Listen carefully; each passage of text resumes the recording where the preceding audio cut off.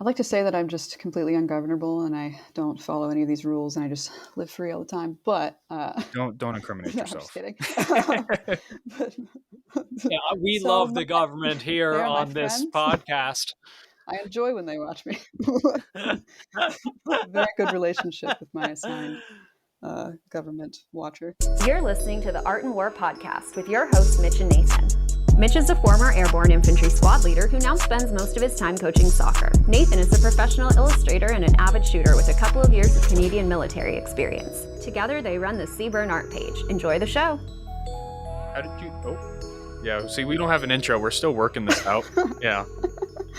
How did you get into guns? Like, I ask everybody this. At like, what age? Was there a significant event? Like, what happened? Oh yeah, so like I feel like it was kind of like I've always been into like weapons generally since I was a kid, and I think that kind of came from like definitely movies, video games, and that kind of thing.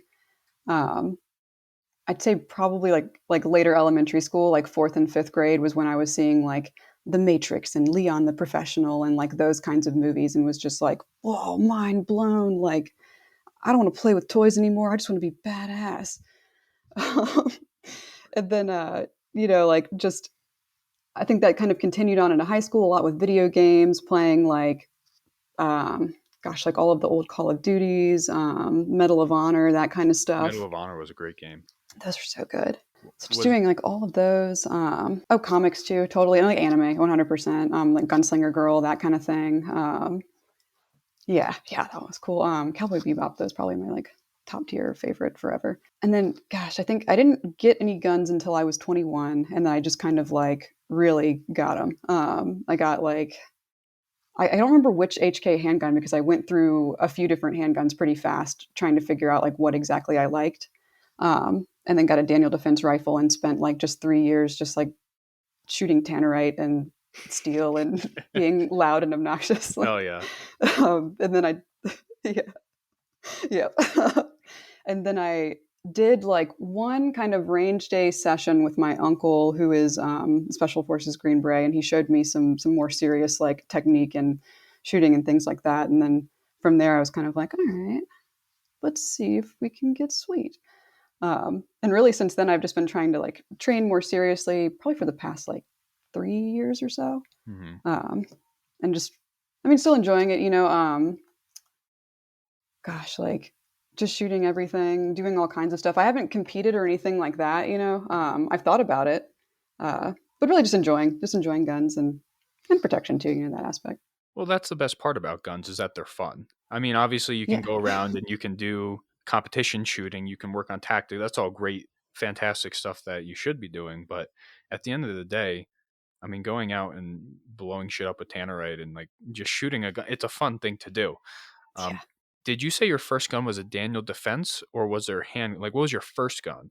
So my very first one was a handgun, and I want to say it was like an HK something in 45, but I like honestly cannot remember what model it was because I turned around relatively quickly and was like, no, I want the James Bond gun, and with no like rhyme or real like reason to it. It was just Yeah. like, that's James Bond's gun. I need that. And then kind of cycled through that, was like, this is not what I want at all. Traded that, got a Smith & Wesson, I think it was like the M&P 9, was like, nope, feels weird in my hand, don't like that. Ended up getting then the HK VP9, loved that. Still have a couple of those. And now my top favorite is the Archon Type B, and that's what I shoot most of the time. So But I went through a whole like handgun phase. but your first gun was an HK? Yeah. Wow, you you really took the dive. We were Just went talking for with it. oh, Nathan just cut out. That's all right. He'll come Oh back. no. Um Okay. so we were talking with Ashley Maddox and she was, explaining to us how her first handgun that she got was a Glock 19 because of her I don't know if it was Glock 19. It was a Glock because of her father. And she was saying she shot that, but we talked to other people and their first experience was going into a gun store and being offered like a pink 38 special. Yeah, look, that never happened to me, luckily. Because I don't think I would have enjoyed it very much, honestly. So how did you land on HK? Like I want to hear the process behind the first gun that you ever owned was an HK. It was really, I think, just being like, German. Like, like really just as simple as that. Like, very nice. German makes nice things. This is nice. Like, Really? You know, that's probably a good train of thought to have. It's not like, yeah. oh yes, I'll get this Taurus.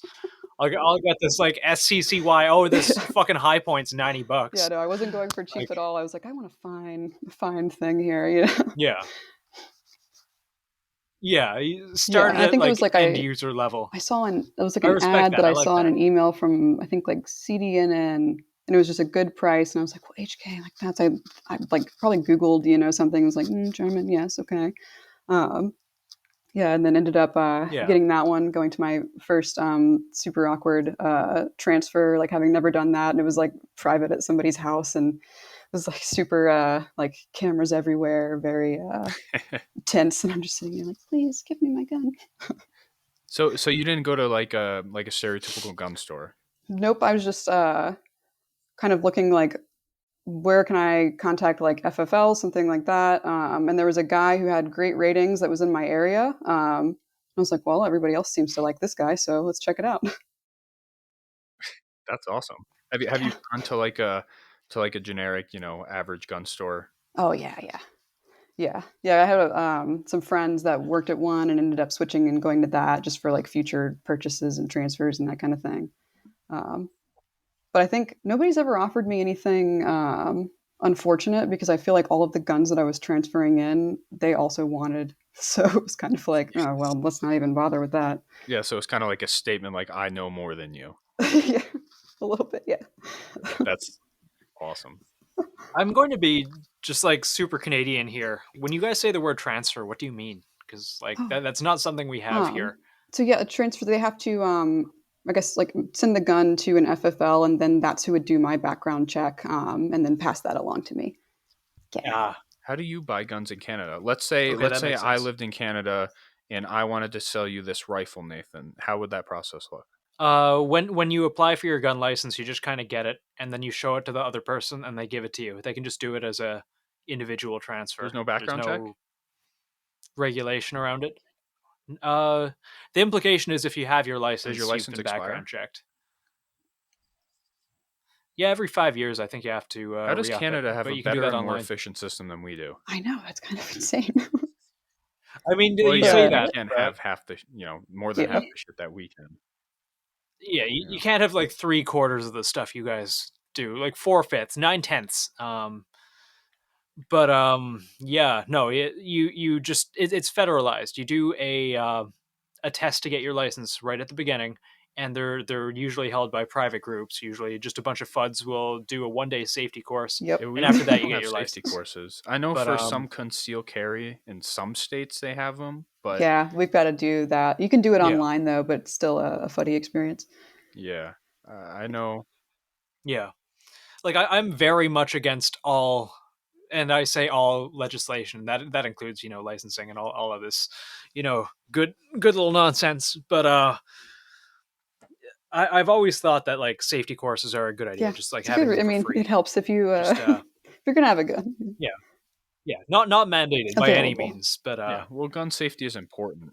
yeah, or like a private business is like, okay, we'll sell this to you, but maybe if you want, just I think take I would this get little annoyed safety if course. somebody at this point in my life. I mean, maybe when I was a bit younger, first getting into Yeah. guns, I would have appreciated a safety course more. But at this point in my life, yeah, Yeah. if Yeah, somebody but was like, after "Hey, you you need know to take what the the fuck safety you're course doing, before you but can buy this in Mosin," I'd be like, "You're fucking stupid." Yeah, that would be unfortunate. No. Oh, yeah, no, fuck that. Yeah, there's no way to implement it without like actually being terrible. So when I say it should be an Yes, option not for whoever required. wants to Definitely not take it, required. but definitely not forced. Yeah, no, Jesus Christ, no, not even by fuck that. No, it's terrible. But once you get your license here, you can just kind of get whatever. Handguns, however, have this whole other fucking bag of worms and like a transfer time. It's Good. basically worse than Yeah. California. I know in New York to Um, get your concealed carry, it takes up to like 10 months just to get your concealed carry permit so Yeah. you can get a handgun, and you can't purchase a handgun unless you have your concealed carry. Yeah. It's a whole fucking stupid thing, but thank God I'm not in that state anymore. But Yeah. even it's funny that in Canada you can just be Yeah. like, "Hey, you have your gun license? Hey, well, here's a gun." But here, Like, here yeah, here's I a wanted to Tavor. buy. I think that's good. What about I shipping think it'll guns though? change. Like, it's definitely going to change within not just my lifetime, but probably the next couple of years. They're already trying to. Pre 70s, it was basically entirely unregulated. It like the gun control here happens in huge waves. Before that, you could just kind of sell one over the counter. If it's non-restricted, which is like any semi-auto over 18 and a half inches, with the exception of, Yeah, the Leah, banned I know ones. this episode is about you, but now I'm genuinely I know, curious I'm about like, what's tell going on me in more. Canada. Yeah. So, Like what? this like ID thing is Yeah. blowing my mind a bit. Yeah, what shipping Yeah, no, weapons? it's like if shipping weapons, you just fucking mail it. You can throw it in the mail and just send it right to your doorstep. Yeah, you want to buy something from a gun store halfway across the country, they'll mail it to you. Jesus Christ! Because I literally bought a. And Canada Post will leave it on your doorstep. Like, you will, wake up in the morning, go brew your coffee, go downstairs, and there'll be a rifle in a box just sitting We in can your do that doorstep for Sounds from the so outside. nice. like upper. We can do it for basically everything except for the lower. Yeah, But for example, I bought a garbage rod Mosin Yeah. recently, and I had to have that sent to an FFL. Two. Then I had to go to the FFL. So he had to get a background check before sending it to me. So he had to go to an FFL, get a background check, verify that he could send that weapon. Then he had to give that weapon to the gun store. The gun store had to send it to my gun store, so my FFL. Then I had to go into my gun store, get a background check, and then I can leave with the gun. It's Yep. it's such That's an ass so dumb. That is so dumb. I mean, like, it's all dumb. I should be able to fucking order an M249 off Amazon, but like, that would be very nice. But like, that is so clunky. That is so incredibly clunky. And I think that's like one of the very few things. Like, I was thinking the only three things we have here that is better than America in terms of like firearm stuff is, one, we can fucking mail guns to people. Don't worry about the fact, you have to go through a government mandated safety course and then wait for fucking 6 to 12 months to get your license. You After that, let's pretend that's not an issue. You just mail guns to people, or just like buy them in, from someone's trunk in the back in a parking lot. It doesn't really matter as long as you have it. But two, we still get Norinco. We can get fucking Chinese garbage rods and, Russian garbage rods and all of that stuff very easily. And three short barrel shotguns. My buddy has like a 9-inch barrel That is awesome. over under. It's fucking I awesome. convinced him to buy that. Like, you can go to Canadian Tire near my place, and for like $250, $300, just buy like this pistol grip pump with like a 10-inch barrel, and it's Yeah, wonderful. that shit. Yeah, that's the only three things. And don't get me wrong, I would trade it in a fucking I heartbeat. just think I still can't get over though how your first gun was an HK. An HK handgun. I still can't get over that. What kind of HK? My thing was spazzing out at the I moment. know it was a 45. I Well, want to say it was like HK 45. I can't remember though because I went through so many and then ended up falling in love with the VP9, which is a great gun. I still gun. like that a lot. Great gun. Yeah, It's nice. I want that. I want to go to there. And then my first rifle was a Daniel Defense, and that was from like That's starting at a pretty good. it was the what kind of the Daniel M4 Defense? V11, and it was just like in this. That's I know. start like Gucci. It was in this like I love center that. little display, and it was in a gun shop called Green Top down here, and it was just like so nice and looked so much cooler than everything else that they had. And I kept coming back and looking at it, and was like, oh, maybe it'll be on sale soon. Like I'll keep checking, and then eventually it was just like I just have to get it. It is what it is. Yeah. I've you since still have done all sorts of stuff to it and switched it up, and yeah, I like it a lot. There's something awesome. about your first rifle that like It's my baby. and I'm not talking like, because like my first rifle was like a little 22 my stepdad gave me. I'm talking like the first rifle you purchase. There's something special. It doesn't matter. Like you were smart. You went and got a Daniel Defense. Mine was a BCM, only on the advice of a great friend of mine.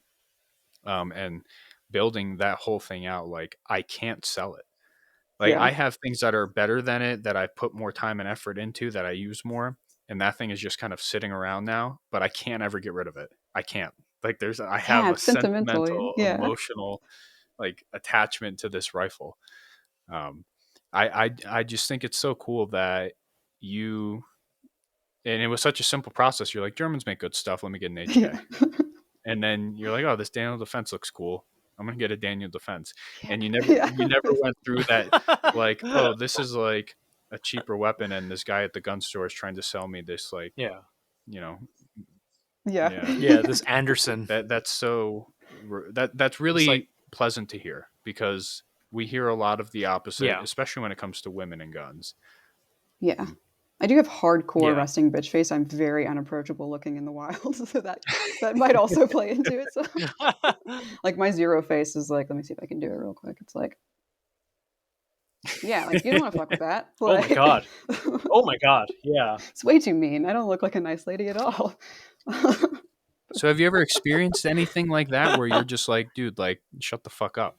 Like, any Really? unique experiences like that? Really only like through Instagram and that kind of thing.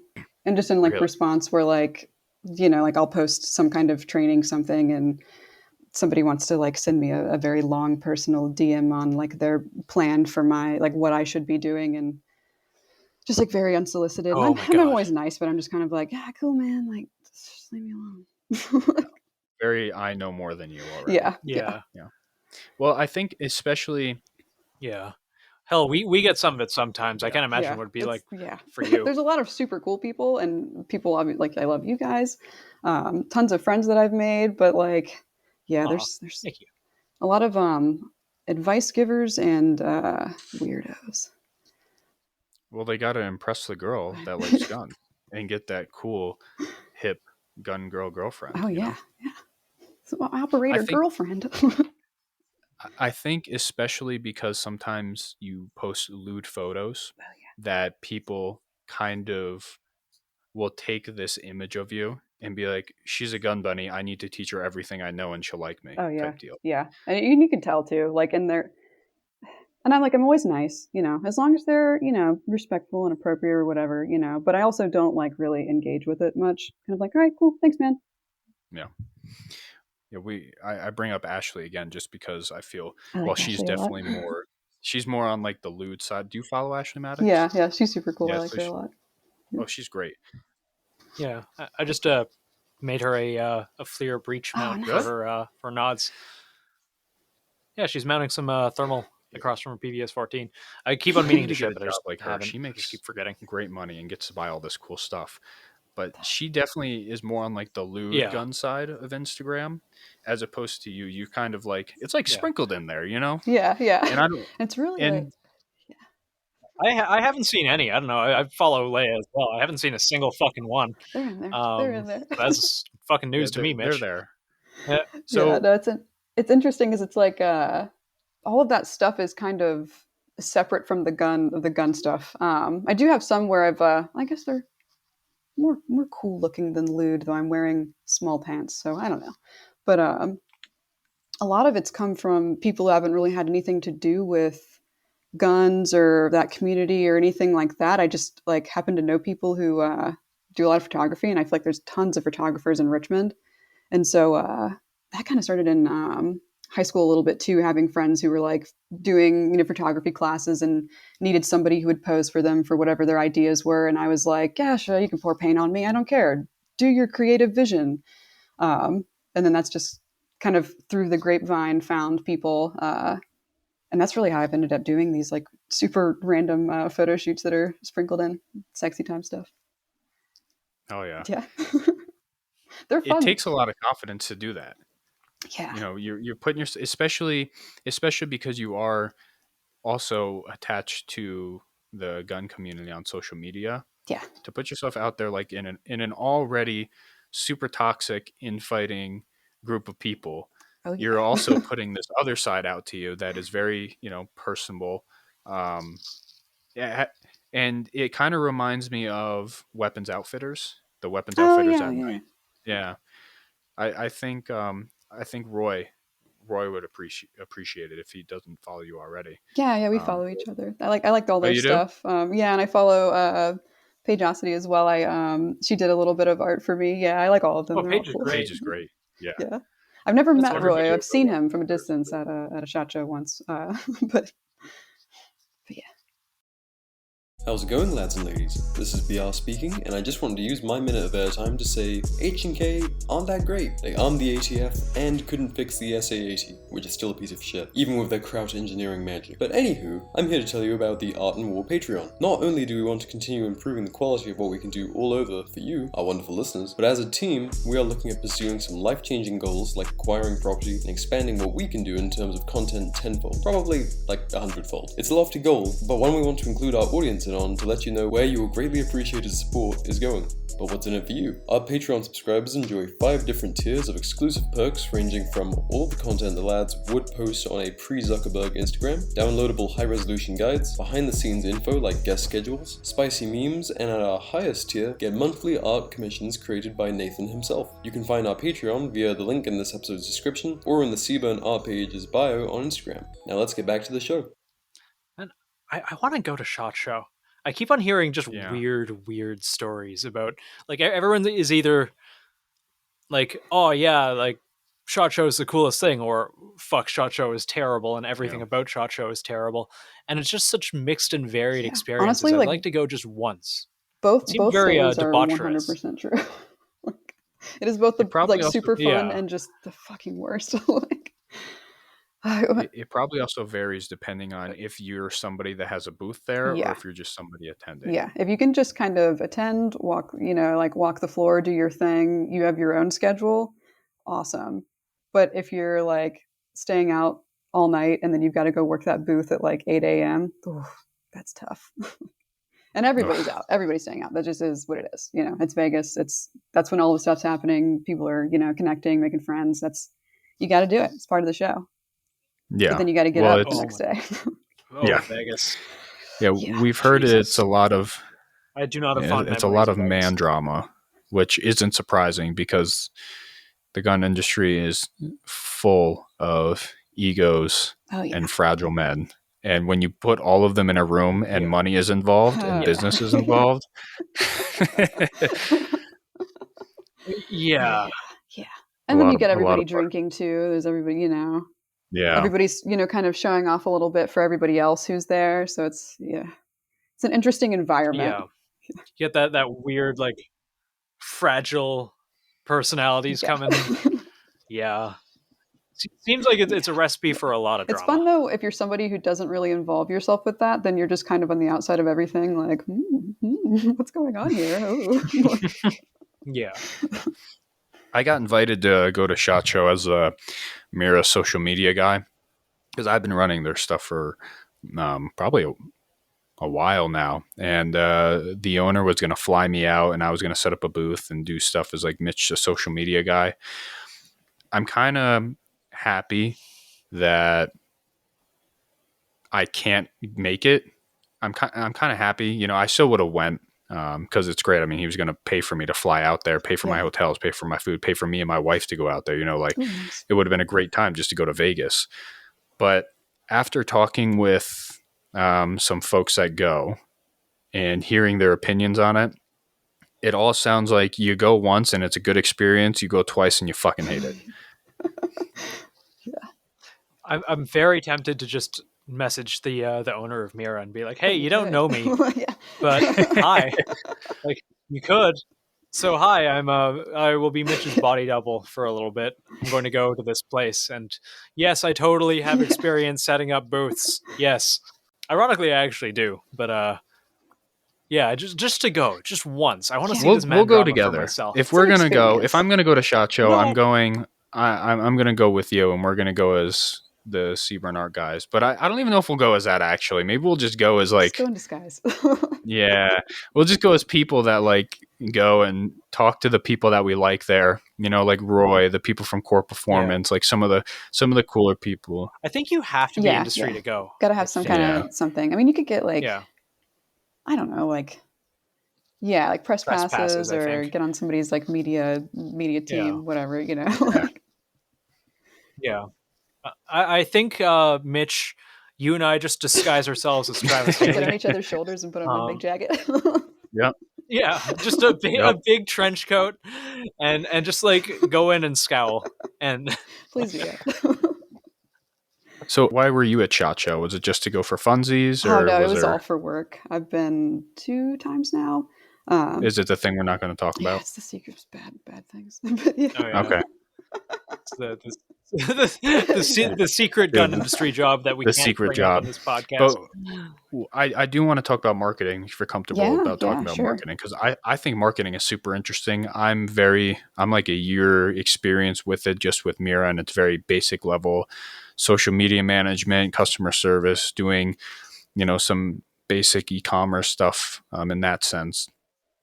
How did you like what makes you interested in that? Like, when did you figure out that that's something that you wanted to do? It was really getting to do something that does have a creative aspect to it, or can have, depending on what specifically you're doing. And then also was something that where I'm at, there was a lot of jobs available. And there were jobs that like paid fairly decently too. Because at the time I was going to school, I didn't have loans or anything. I was just paying for the classes kind of one at a time as I went.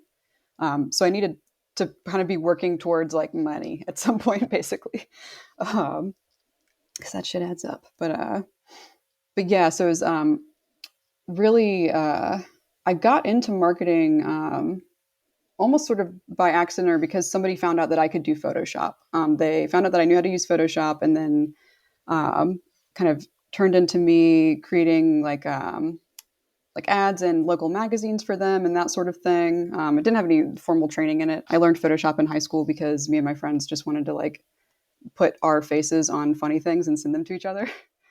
It's like literally the only reason how I Same, learned actually. Photoshop was just doing that.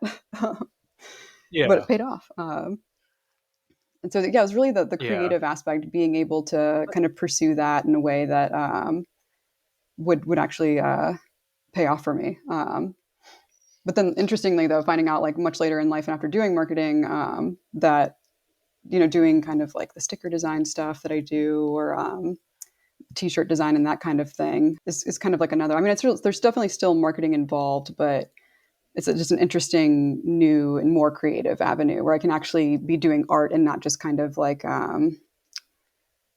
creative decision making or kind of brainstorming ideas and things on marketing teams and that kind of thing. Do you have a lot of creative freedom in your job? The one that I'm in now, no. I mean, like as far as like if I'm working in e-commerce now, and so if I'm making like a page on the site, I can generally arrange that how I want, but there's still pretty strict like brand guidelines that I have to follow and that kind of thing. So the position that I'm in now has probably been one of the least creative ones that I've been in since I began marketing. I've been doing that for like 8 years now. Yeah.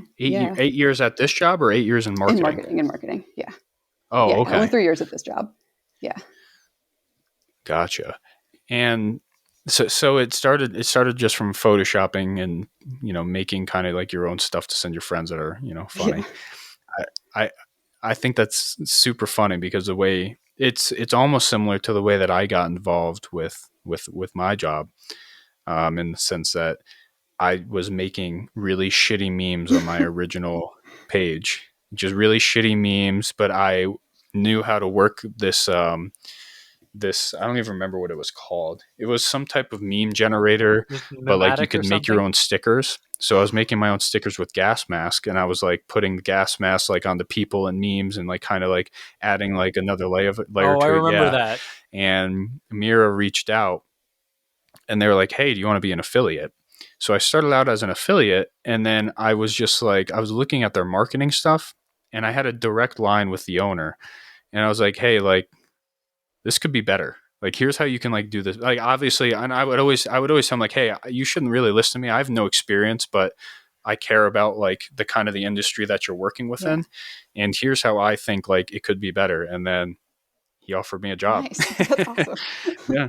And it's super strange how just doing something that you genuinely enjoy just for fun. Like, I was just making shit memes. And anyways, this stuff with Mira, I just ended up getting a job offer. And it's just funny to me how a lot of people have similar stories, like Nathan in drawing. He never went to college for drawing. He was just always kind of like into drawing. And now that's what he does full time. You did Photoshop with your friends just for, some laughs in high school and probably some, I can only imagine thinking about the stupid stuff I sent my friends in high school, Oh God, yeah. There's so much funny stuff. I wish I still had like my computer. Well, maybe not, but the computer that I had when I was in high school, just to go back and look at like everything that I saved that I thought was funny then, just to look at it again Mhm. now. Oh, I did that not too long ago after my computer died. You don't want to do it. The You internet don't was a want to different fucking place do It was it. back very then, and different. texting was a different place too. It Oh, yeah. was. Yeah. It's changing consistently, but it's unrecognizable.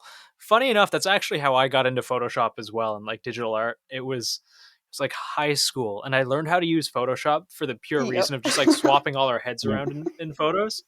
So like I'd move all our heads like one to the left or something, or replace everyone's head in the photo with just one guy's face. And that taught me more about Photoshop than fucking anything that I've done as a grown ass adult. But Yeah, and now we all have jobs that we got just from having fun and doing stuff. Yeah. And it's really funny because I think Nathan is close to a couple degrees. I tried college and I fucking hated it. I couldn't. I tried it during COVID because I was home. Oh yeah. I couldn't fucking stand college. What are your thoughts about college? My experience wasn't bad, but I think because so the majority of my in-person college I was when I was just doing majoring in American history, and I was really interested in the subject. So everything was just I was just eating everything up and enjoying all of it. And then all of my electives were kind of fun. I was taking Russian at the time, and then like a bunch of East Asian like philosophy classes is just like filler and things like that. And so in the beginning, it was a good time, but then eventually I had to switch because I was like, I got to work. I don't have time for all of this. So I started doing classes online and kind of I started majoring in marketing instead and kind of doing it bit by bit. And the online experience kind of felt like I was just paying somebody to so I could teach myself a bunch of stuff. Exactly. So, Yep. there's that. In person was fun. I would not like to go to in person college now. Um, I think it is a totally different environment. But yeah, the online experience it does kind of feel like you're just teaching yourself a bunch of material and paying somebody for it. Yeah, not only that, like because everything was just presented, and then it was like, oh, use this online link anyway. Hmm. Yep. So you're not even paying for like exclusive Yeah. content. It was paying thousands of dollars to go online and teach myself essentially. But the part that really fucked with me um, was it was all like opinion based. Yeah. There was nothing that was like I'm learning something.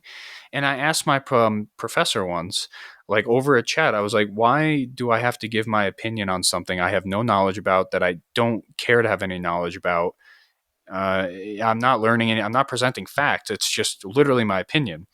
And he explained it to me. He's like, college isn't about necessarily learning things. It's about maybe learning some stuff, but more learning how to present your opinion in a digestible way. Like, I already know how to fucking do that. Yeah, I'm good. I'm not paying you to teach me to do that. Like, I can do that. That's something that I feel like I've learned just from life, from Yeah, living. just from And I'm in my existing. mid 20s and going to college. Like maybe somebody fresh out of high school. I don't think me fresh out of high school could present an opinion, but I don't think you need college to learn how to present an opinion. But I just felt like it was such a waste of time. And the opinions that were out there, I mean, even if I disagreed with them, which most of the time I did, that's fine. I'm fine with disagreeing, but it was a way that it was presented where I'm like, this is a terrible, shitty opinion, and it's a shitty way to Yeah. present an opinion. Like everything about this is awful. You're not convincing everybody. It's like you're lecturing and like Adolf Hitler up on the fucking podium just yelling shit. Yeah. Yeah. Gosh. And I couldn't stand it. And I think while I've never went to college in person, that experience online is enough for me to never go to college again. Yeah. And I think man, I feel like just in the past, maybe even just like past 10 years, so much has changed about college and the environment. And I feel like it's just kind of a business now, you know. It's this requirement, and everybody has to have this piece of paper, and now you can't get past the job board algorithms if you don't check that box. Yeah. You want to be a barista? You need a bachelor's degree. I need you to have a You need an bachelor's honors degree degree, really. and like 10 years of experience for this entry-level job. That's actually one thing I've really appreciated about the gun industry so far, at least my work and, you know, the companies that have offered me positions and whatnot. It's they haven't given a shit about my formal levels of experience, and I've really liked that. It's not like literally any other industry that I've tried to find work in. They've been pretty good. I think I also have a benefit of being military, and for some reason that is like a highly desired experience. It shouldn't be. I don't think it should be, especially for, you know, my job. I'm just an infantryman. I have no special skills. I can jump out of planes. Well, I can't even do my job anymore because I'm fucking broken. But like the skills that I have are like personnel management, which sounds good, and I can church up a resume really fucking nice, but it's all empty and hollow. I've gotten more experience and like valuable experience from doing all the jobs that I've done outside of the military while part of it.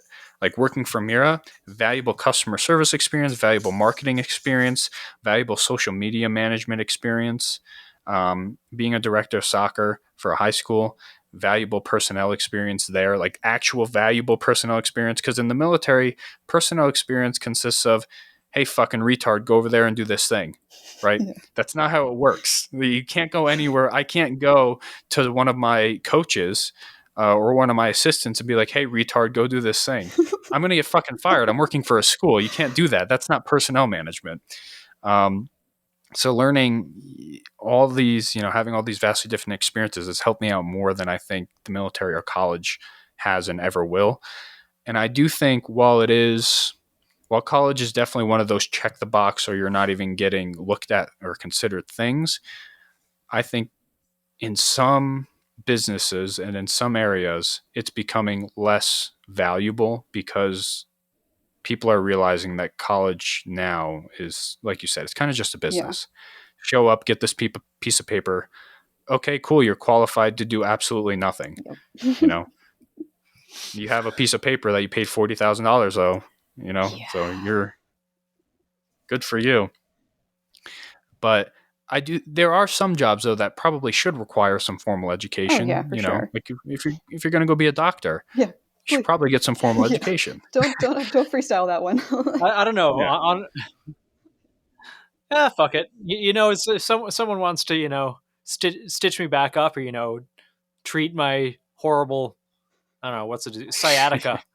You know, that's fine. You know, if you done it before once, you watched a movie about it, that's okay. I'm pretty sure I'm an expert.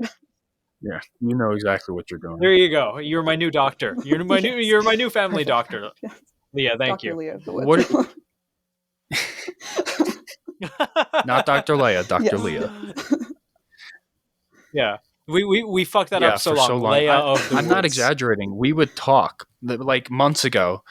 Like we would talk and be like, wow, like this is what's like, whenever I would share like something that you were doing, like go comment on this. Like I thought that was fucking brilliant the way that you went about that. Just talking about you, I'd be like, oh yeah, Leah. Yeah, Leah seems pretty dope. Barely talked to her. Shared her stuff a couple times. We kind of briefly interacted. That was it. Super dope person. Seems great. Yeah. So you're going, speaking of college though, you are going back to college, you said, for American history? No, so I started off in college for American history. I had, when I first went to college, it was at Virginia Commonwealth University, or VCU, and I had applied for their like videography school, but they have a kind of strict like 2 years in their art foundation program that you have to do. And I was like, well, that's bullshit, and I don't want to do that. So no, because I was like, I want to do video stuff. I don't want you to make me do all this other stuff that I don't want to do. I just want to do video stuff. So they said, no, but you can still come to VCU, just pick something else. So I was like, oh, okay. I've always had an A in history and I find it very interesting. So American history it is, and started going for that. And then eventually switched to marketing and started going to online school and got a degree online elsewhere. But it started off with American history, and I still enjoy that. I like reading about it, and just kind of a little bit of like I like to go to like Williamsburg and Jamestown and look at the reenactors. I'm a little bit of a nerd in that way, but Did you go to the Second Amendment rally in Virginia? What was that? 2 years ago? 3 years ago? The really big one. no, I didn't. I actually think I had to work, unfortunately. But no, I heard I was kind of really hesitant. conflicting things about it. Yeah. Yeah, I was kind of hesitant to show up in the first place. I didn't really know what to expect or what kind of environment that was going to be and who was going to be there and who was going to be trying to start fights that I didn't want to get into. Yep. The Richmond can be very extreme on either side, so there's definitely some clashes occasionally. Yeah. Oh, Sounds yeah. like I mean, you've got because some stories. and we've got Richmond had, Monument Avenue with a whole bunch of, the Civil War monuments and that kind of thing. And so that's been a touchy thing for a long time. And there's been a fair amount of riots just surrounded around that and kind of stemmed around that for the past few years. And I mean, like other cities too, of course, but it's interesting being that close to where I'm at. Yeah. Do you know the politician Dan Helmer? I don't know. Okay. He's a politician in Virginia, and he really pissed me. I don't live in Virginia, so I have no personal connection to it, but Yeah. he is a Army reservist officer who lied about combat experience running for a political position. And then when questioned about some of his policies on guns, he literally ran out of the room. And it really fucking pissed me off. He ended up winning. Wow. Oh, it pissed me off so much. And I'm just curious if you knew of him because that was he's in not. Virginia. Yeah, no. Virginia's a big place, I know. But yeah, if you guys want something funny to look at, just look up Dan Helmer running, and there's probably a video of him. And it's super funny too, because he's at like this, it was like, he's not a big time politician by any means. He's probably like some just local district representative or some bullshit, but he was at, it looked like a school, and there were some kids that just got done talking, and everybody was super polite and respectful to the kids. They're talking about stuff. And then Dan Helmer finishes up, and somebody stands up and is like, "Hey, so what are your thoughts on these so-and-so gun pussies?" He ran out of the room. Literally, like fucking, oh, it was hilarious. And God, I just looked him up. That is the most just awful face. He pisses me off so Holy much. shit. But I'm not going to get too deep into it. Oh my God. Him and I had a social media thing back and forth for a little bit, and I just memed the living shit out of him. Yeah, he's got a face. Yeah, Dan Helmer. Fucking hate that guy. God, wearing the pilot's jacket with the brown leather. You should see some of his political commercials that he did. Oh. He has like Army veteran, and he like rides a motorcycle. God, that's embarrassing. It's so cringy. It's so cringy. But he's super anti Second Amendment. For the Helmer for yeah, Congress. I hate him. I hate him. I hate him. I hate him. I hate him. I hate him. I hate him. Oh yeah, no, it's Virginia's. And he won? Me, honestly. Virginia's getting wacky. Yeah, Virginia kind of went through a really weird phase the last couple of years with guns, because Virginia is known as like, you think historically Virginia, you think revolution, fuck the government, like all different types of, rebellions and crazy cool stuff. And the last couple of years, there's been this huge push for gun control and gun legislation, magazine capacity limits, red flag laws. What's that look like actually being in Virginia? I'd like to say that I'm just completely ungovernable and I don't follow any of these rules and I just live free all the time. But don't incriminate yourself. I'm just kidding. We love the government here on this podcast. I enjoy when they watch me. Very good relationship with my assigned government watcher. Yes. Our assigned overlords. I, for one, welcome our new alien overlords. I am also a reptile. I'm just kidding. But yeah, it's interesting, and it feels like a lot of people in Virginia, it's kind of taken them by surprise. Like maybe there were some things they should have known that were coming as far as legislation goes, and then all of a sudden things are getting passed on, mag capacities and no more private transfers or private sales or anything like that. So it's almost kind of like it snuck up on some people, but at the same time, it wasn't really secret what was going on, or what was coming at least. I think everybody kind of got comfortable and kind of relying on the fact that like Virginia is just going to be Virginia forever, and there's a way that Virginia is, or how they vote, And I've heard we've had a lot of people move in from other states and stuff like that, and there's other people experiencing the same thing. You'll definitely hear a lot of like those damn New Yorkers coming down and ruining everything. But hey, we're not that bad. No, I have family in New York. But yeah, things definitely changed a little bit as far as demographic goes. In Richmond too, being a college town, that always kind of leaned in the way that college towns often do, and that's kind of exploded a bit too. So that's kind of changed the climate a little bit. Didn't your governor do blackface he too? Sure did. He sure did. It's not just Trudeau in Canada. Oh yeah, Governor Blackface. I'm pretty sure that was Virginia. Blackface Northam. Yeah. Somehow I knew about that. I think he was trying to pass an assault weapon ban, and that pictures of him doing blackface went around. Yeah. Is he still in office? He fucking sucks. He hasn't gotten canceled yet? Nope. I hate that. Oh, because it's okay. How the fuck? It was a mistake, he's a Democrat. He apologized. It's fine. Yeah, he's a Democrat. It's just a silly boy. He's just doing silly college stuff. It's fine. Yeah. Yeah. All the people that I know that would have been outraged if, anyone else had done blackface.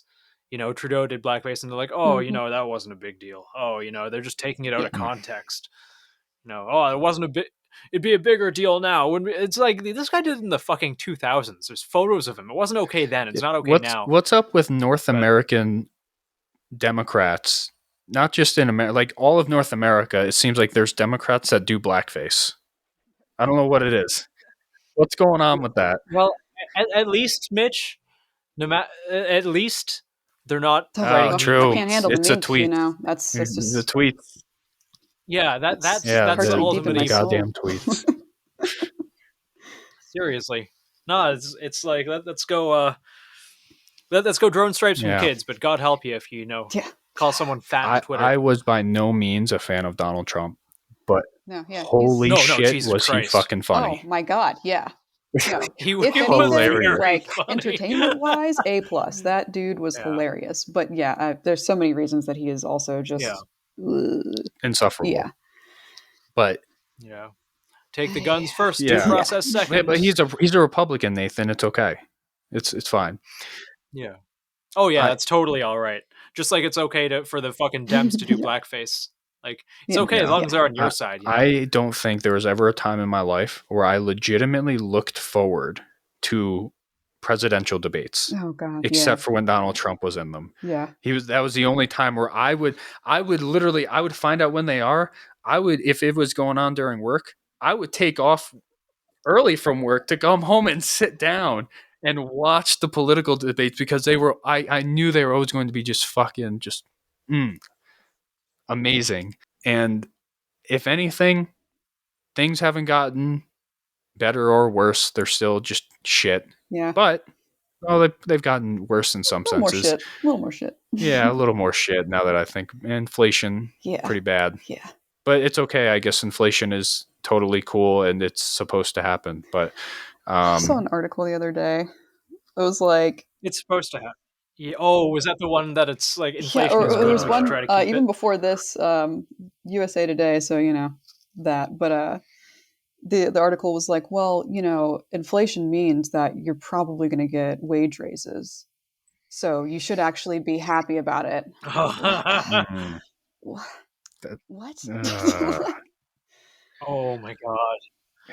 Oh, it's so dumb. It's so like real Weimar fucking Republic. Did you see the Biden administration put out the thing that was like shortages and because everything that's going on in the Port of California, they put out that shortages and everything will continue until everybody is vaccinated. I'm like, are you threatening? Yeah, like, are you just openly threatening? You're totally threatening us to withhold goods? Yeah. Remember when it was like 75% were supposed to be vaccinated, then it pushed to 80, and now it's We can't mandate. Now we can. the goalpost. Because like, and I think, you know, a lot of it's unvaccinated Yeah. people are a target of opportunity. It's like, oh, well, we have all these critical infrastructure problems. We have all these problems that we have a very convenient group of people to blame. And we know that we'll never reach 100%. We know we'll never reach 90%. But if we can, you know, drum up the general public enough to be upset and blame these people for all of their woes, maybe they won't be as focused on us.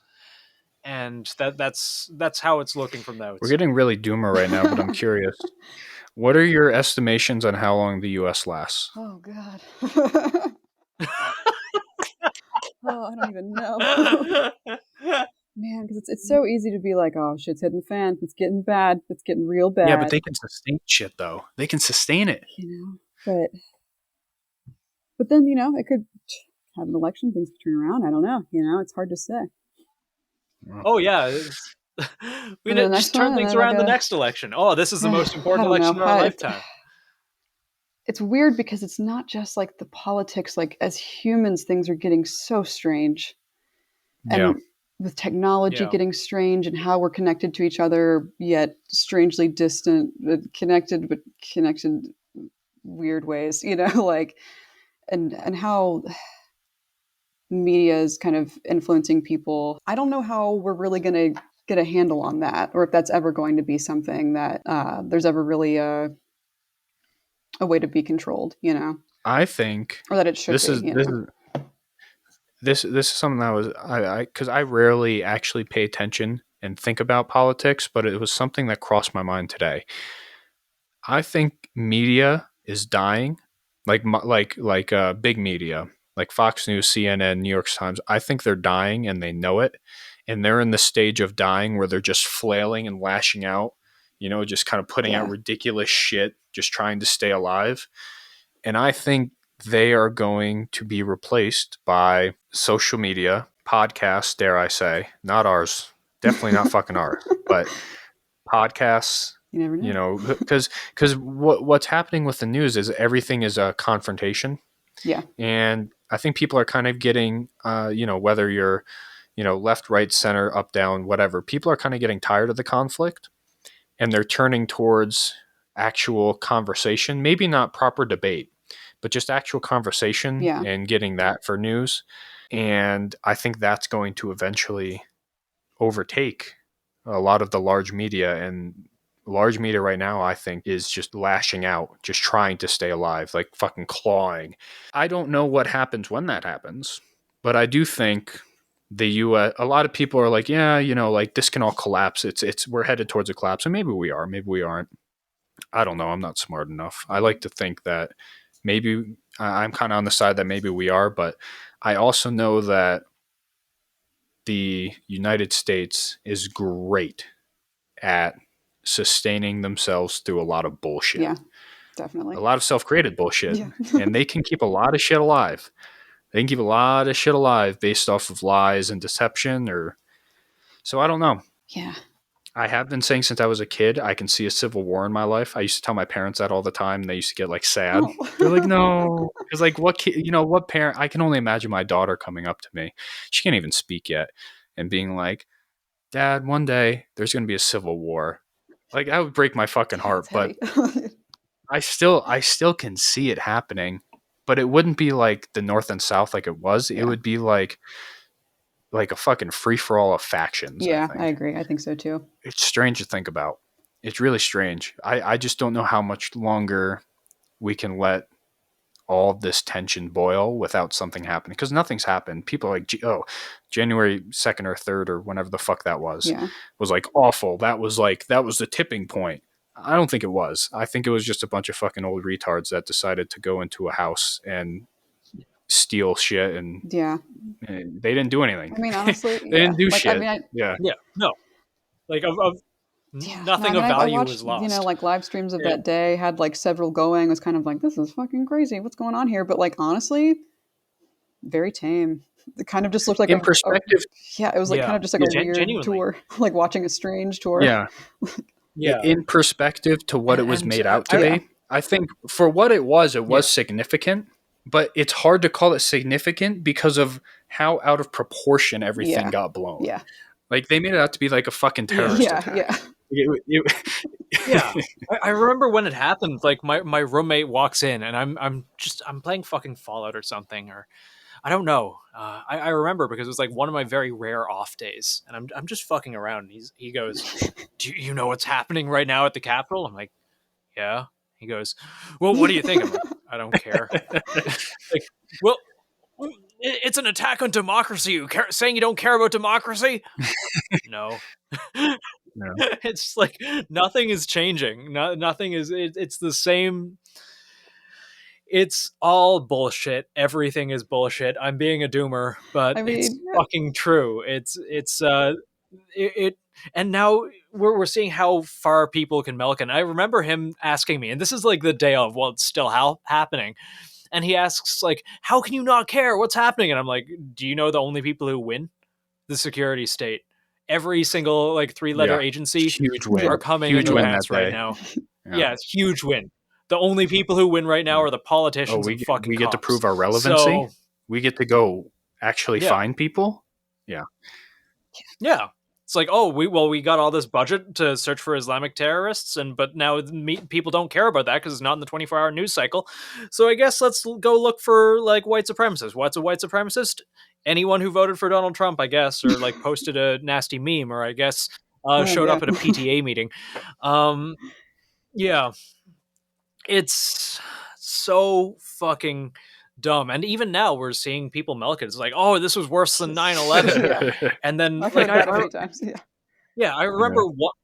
Yeah, I remember seeing one fucking blue checkmark retard be like, "Oh, this was worse than 9/11." And someone asked him to explain, and all tens of thousands of people are agreeing with him. He's like, "Oh, well, it wasn't terrorists from a foreign nation. This time it was, our neighbors, it was our brothers, it was our family, it was people we know." It's like, bullshit. You act like this was a big betrayal, but I bet, like, even if fucking January 6th didn't happen, you'd put all these people in a fucking boxcar if you could. Like, don't tell me for a second you are worried about, like, these people betraying you. Shut the fuck up. You don't like them, they don't like you, that's fine. You guys fight it out. But don't act like someone betrayed someone. Well, that's our little political segment. We normally don't get that deep into politics, but yeah, when it comes to your page, back to Leah, when it comes to your page, you mentioned that whenever you do kind of like your lewd stuff, it's kind of like friends that are photographers and other stuff. What about your gun stuff? Is that all you? Do you like set up a camera when you go to the range and do stuff? What's going on? Yeah, so it's either me, like I'll we've got little like tables and stuff where I'll prop something up, or it'll be like friend or significant other, that kind of thing. And there's a lot of shooting happening that's not getting filmed at all because I look goofy or not doing a good job. But actually, a lot of videos I post, I'm also not doing a great job, but I'm trying. It's part of the process, though. I mean, there's something genuine about it. Yeah, it's realistic, like that's where I'm at today. Take a look. Yeah. But yeah, it's all the like layouts, like flat lay type stuff. That's just me. I arrange it on a yoga mat, and then I hover over it with my iPhone, and then I edit it afterwards. That's how that's happening. Where does this confidence come from? Because it takes not only a lot of confidence to post videos, or picture like lewd pictures, kind of like you do. It takes confidence to do that, but it also takes confidence to post videos of you doing gun stuff, because everybody is so fucking critical of everything. If you're not at like fucking Lucas Bakken level of just fucking plinking, and even he gets shit all the time, but digress from it's like, oh, no one's shooting back. From that. Like, everybody's so critical when it comes to posting videos. Where does this confidence come from for you? Because it seems to be not just in one space. It just seems to be you as a person. Yeah, it's interesting because I'm like, I wouldn't, if you were to ask me, like, am I, like confident in myself generally, I would say like, sometimes yes, sometimes no. Like I guess I believe in my general like capability as a human, and just functioning in the world, not being fucking stupid, just trying to do a good job. But And yeah, I don't know. It's kind of like, with the lewd pictures, it's kind of like, well, the photographer's happy and they really like it. And I see it and objectively I'm like, yeah, it's just hot. So, like, and when I'm posting it, it's not so much because I'm like, ooh, look at me. It's more so like, hey, look at what I've created with this person that's my friend, and really like, go follow their account. They don't have enough people, So it's more like an art form when it comes to the Yeah. lewd stuff for you. Yeah. Okay. That's where you and Roy are super similar, the CEO of Weapons Outfitters. It's all about the art form. And that's really refreshing to hear. Honestly, it's not like, oh, here's my ass. Yeah. No, Here yeah. you go. It's very much, we'll have like, we'll share like inspiration boards, and it's normally like some kind of like theme or like underlying story we have in mind that we've like kind of brainstormed with each other. So it's very much like collaborating on a creative process type of thing. It just happens to kind of be sexy. But Oh, yeah. So that's where that confidence comes from. What about the gun stuff? With the gun stuff, it's more just kind of like, I have no shame. Here it is.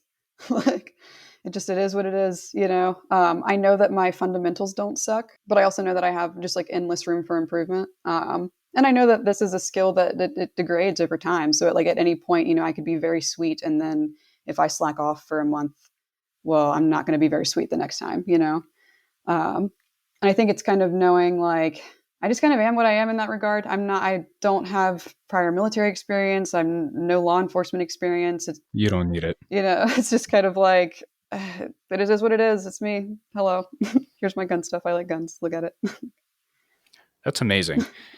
It really is. That, because you, like we talked about, you have this concoction of content that takes not only significant confidence to put out, but it takes thick skin, because there are going to be people that have something to say. Yeah. Whether it's genuine or disingenuine, they're going to have something to say. And especially being a woman in the gun industry as well, that has its own fucking challenges. Oh, yeah. To be a gun woman and to be a woman in the gun industry that posts lewd pictures, and I'm a gun woman. to be a gun woman, we'll just call you a gun woman, even though you're in the woods. It takes a thick skin and special confidence. And I mean, this is our little applaud moment for Leah. Thank you. Great job. Yeah. Back to the Instagram. Why Leah Leah? Fuck. I want to be Leah Princess Leia. I really do. Deep down inside, that's who I want to be. She's badass. But really, actually, it used to be my username when I first started Instagram was Leah Says No. And I had that for a long time, and I just thought it was kind of funny. But then I was like, let's, It matches your face and your. Leah says absolutely not. Absolutely not. Yeah, just no. But I had started doing like so much of my content was me, or content sounds kind of douchey, but like the pictures that I was taking on Instagram, Yeah. So much of it was me hiking or like, look at this cool leaf. And it just became so much about nature for a while. And then, my friends were kind of joking, like, where are you this weekend? You're in the woods again, aren't you? Like, you're always in the woods. And so I was like, all right, name update, Leah of the Woods now. And that's really where that came from. I'm in the woods a lot. Yeah. I like it. It fits. So you were like, I don't know. I know like woodsman. Are you like a woodswoman? Kind of, I guess. Because I'm really just kind of like hiking around, messing around. I camp. I'm interested in, like survival skills, survivalists, like primitive survival stuff and that kind of thing. I'm not doing any kind of crazy like 30 days in the woods with just primitive survival skills. I mean, I would if I had that kind of time, but like. You think you could do it? 30 days? I don't know. I like real talk. I might die in 30 days. like if I can't, I mean, there's just certain stuff. Like it just depends on where you are. Like if I'm, a location that I'm very familiar with, it's my perfect setup. I've got all of my resources. I have, I've got, my food source, Spring Creek, whatever. Like it's a lot easier. But like if you were to throw me anywhere in any woods for 30 days and just be like, okay, don't die. I can't guarantee that I won't die. Like, I'll try really hard. But. A good question is you should share some of your knowledge. For example, like she did. You come across some still water. Can you drink it? All of it. Yes, good. What if it's cloudy? Actually, clouds indicate vitamin level. So the more vitamins that you have in there, obviously, more long-term fuel for any kind of like hiking excursion you're doing. I mean, like honestly, day-to-day life too. Like I bottle it up, I take it home. I go out to the woods to find stagnant water specifically. The majority of the water I consume is stagnant. Yeah, I just take some off puddles like in my driveway. If it Yeah. rains a little bit and it's just collecting there, There's this scoop it up, pothole in put the it in the street in fridge. front of my house, and after a good Perfect. rain, it fills up really Perfect. high. All those minerals. So many minerals. It's free. The government doesn't want you to know. It That's gets why that they say you shiny can't top collect coat from rainwater. being in the street. But what That Ugh. swirl, that rainbow swirl. Yeah, you Yeah. want that. that's just Yeah, exactly. that's just more minerals. Exactly. That's vitamin B12. What got you into kind of being an outdoors woman? I think I really wasn't into being outside that much as a kid. I was very much like I want to be inside on my computer. Please leave me alone, or I want to read books. And as I got older, my dad had taken me on a few hikes, and that was really fun. I'd seen some stuff I hadn't seen before, and then really say maybe like 6 years ago, I was kind of like, I'm going to go hike alone. And it's something I'd never really done before. I was kind of at a point in my life where I felt like there was a lot of things that I hadn't really done, just like purely alone, just for the sake of doing it alone. And it was kind of an interesting, like, empowering sounds almost like a bit much, but like in a way, kind of empowering to go just like, all right, I'm going into the woods by myself. Bye. I'll be back when I'm back. Kind of, it means peaceful. There's a lot that you can kind of process and think through when you're going on like a long ass hike. And it's nice to disconnect if you're somewhere without signal, just to not constantly be looking into the misery rectangle. You're just not getting notifications, not worried about all that shit. The misery rectangle. Yes. I like that. Yeah. So you just kind of gradually went into it. You seem like a very independent person. Have you ever done any like type of like challenge for yourself when you go out there, kind of like a 3-day, more than camping? Because like camping, whenever I say like, oh, I'm going camping, that's totally different than I am going in the woods. Yeah. When I say I'm going camping, I mean like, hey, I'm bringing the family, I'm bringing a cooler full of like, food. Yeah. There's going to be a designated camping area, like It's stuff like that. comfortable, But yeah. yeah, but if I say I'm going in the woods, it's very different. That's like when I'm going hunting and I'm by myself. Like I bring a hammock, I bring a pack, and I just kind of go out there and maybe get like a squirrel, and that's what I eat that day or whatever.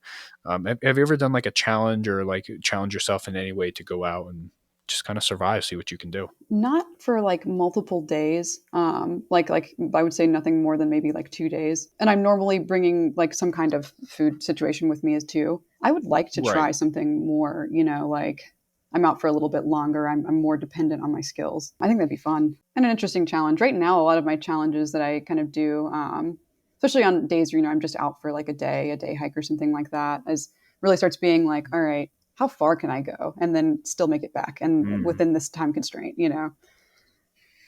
That's a really good one Yeah. because cardio is important, but cardio while carrying shit Yeah. is even more important. And that's kind of before I got injured, that's what I focused on. I used to, when I was younger, I was that stereotypical like guy that just got done playing sports and is now in the army, so I want to get fucking huge. Yeah. And then I went and did like and Nathan saw a picture of me. I was bigger. Yeah, I was. He was yoked. It was unnecessary. I've seen the It pictures was of unnecessary though. And I went. just Yeah, completely I went and I yoked. did a ruck, and I was sucking, and I'm like, why am I sucking? I'm in the gym all the time. I'm taking all these supplements. I'm getting fucking huge. I'm a man. And then I started to focus more on cardio, and then I'm like, well, cardio is good. Cardio carrying shit is better. Yeah. And it became more about like, how far can I ruck? Yeah. And we used to do this thing when we were in Italy, Lake Garda. I don't remember how many, it was like 40 something miles. And you could carry however much or however little you wanted. It was just like go out and like do it. But there were a couple people, and I had like a very small group where we like, it was like a challenge. It wasn't like a fun event. It was like a challenge to us. It's like, can we do 40 miles while carrying like a 3-day sustainment bag? Nice. And it turned into something like that. Oh my god. On pavement? Kinda. It was like it was definitely a trail. It was around a lake, but it was kind of like wooded, but like dirt. It was like a worn trail, and that started to become my focus. And then I started to go to survival schools in the Army, like cold weather survival. And that's kind of what really got me into wanting, because I've always kind of been into hunting, but that's what got me into like, I want to go out in the woods and just do shit. Yeah. So I think it would be really cool if you went out in the woods. Like, it's because fucking winter in Virginia is no fucking joke. Yeah. I mean, If you did like and you, even if you didn't like film it, I'm not saying like film and document it, that would be cool. But even if you just went out there and like took like a couple pictures and talked about your experience out there, I think that would be fucking awesome. Yeah. And it's a great way to challenge yourself in the cold. Oh yeah, definitely. Actually, I like hiking in the cold. I mean, I love fall is probably my like ideal. It's just the best. Fall and winter. Yeah. Summer, man, I forgot how much I hated it. And then when hiking was just like, this is terrible. It's humid in Virginia too. So humid. It's just ridiculous. It's fucking humid. I'm like going at a pace literally to try and like outrun the bugs that are constantly swarming in my face. It's just summer in Virginia is just god awful. But yeah, I would love to do that. I wish I had owned some land, because I'm really into like primitive structures and trying to like build those. And I want to do that more, but like have something that I can like return to and it not be, like messed with. And to just do like more permanent things, create more like semi-permanent structures. But all that stuff's super interesting to me. I like YouTube channels that do all that stuff too. I definitely go down like, I was deep rabbit holes. Yeah. Yeah, there's this one really good one. He's Canadian. I've been trying to reach out to him for like 2 years now. Even like on our, like, I rarely ever, I mean, actually never, except for this guy, just because he won't fucking respond. And I really want to talk to him. I'll never use like our social media page. It's kind of like, hey, look, this page with 60,000 or 50,000 followers is reaching out. Like, I never do that, except I did it with this guy, the Wooded Beardsman. Fucking amazing YouTube. I've been watching him for so long. Oh, He's a him, yeah. Canadian. He goes out in the woods. He does these challenges. He's like 1 item survival for 20 days. And he just goes out there awesome. and he has this perfect mix of entertainment, but also with education. But it's only educational if you like look for the education. He's not like, this is how you do this. This is how you do that. Yeah. He just does it. And you kind of like I learn shit all the time. I love his videos. Love it.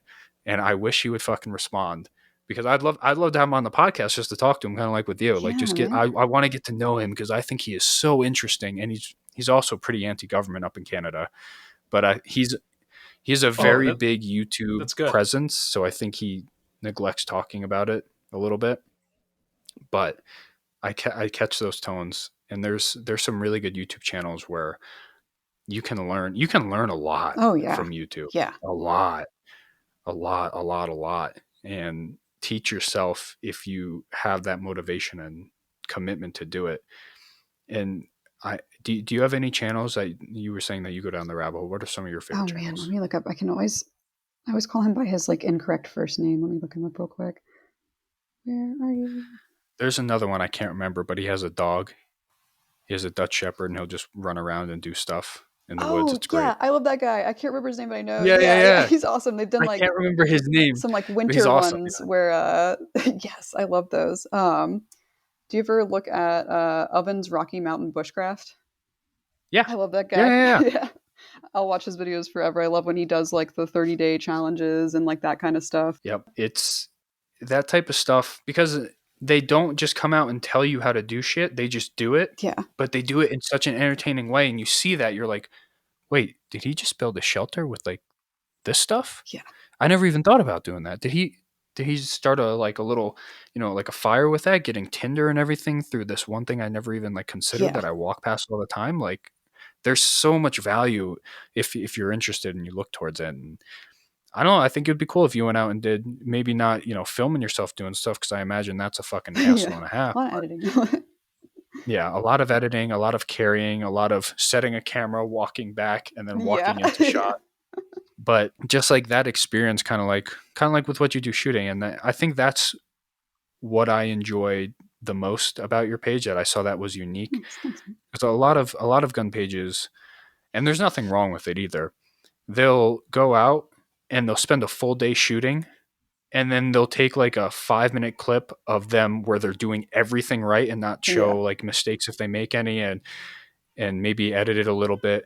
And there's nothing wrong with that, because it makes great content. It's entertaining. But I think there's something I personally enjoy seeing genuine, like, Yeah, I'm not fucking out here, boom, boom, boom, bing, bing, bing, hitting Yeah. everything from fucking 500 meters away consistently. I'm just out shooting what I'm doing. And like you said earlier, this is where I'm at, Yeah.